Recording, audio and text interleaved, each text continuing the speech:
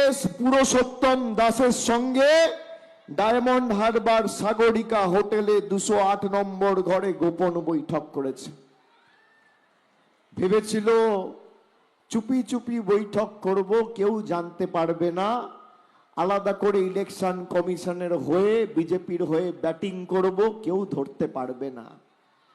আরে এখানে আকাশে বাতাসে মাটিতে ঘাটিতে জেটিতে লতায় পাতায় আমি রয়েছি, পালাবে কোথায়?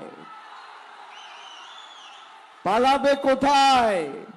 চায়ের দোকান থেকে বাজার, খাবারের হোটেল থেকে খাবারের দোকান থেকে হোটেল, শাড়ির দোকান থেকে ফলের দোকান, মাছের বাজার থেকে জেটি, সর্বত্র তো আমি জড়িয়ে আছি লতায় পাতায়।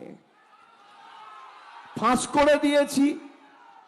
যে পুলিশ তাদের বিরুদ্ধে ব্যবস্থা নিয়ে তাদের গোপন বৈঠকের যে ভিডিও জনসমক্ষে আপনারা দেখেছেন, পুলিশ তদন্ত শুরু করেছে।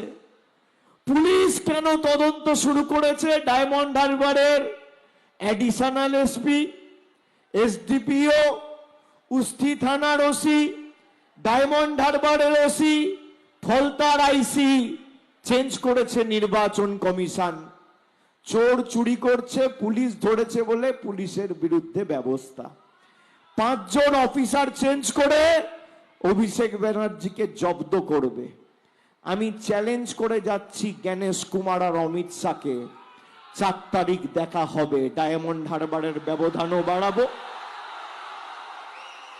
মগরাহাট পূর্বের ব্যবধানও বাড়াবো, পশ্চিমের ব্যবধানও এবার 1 লাখ করব, কথা দিয়ে গেলাম।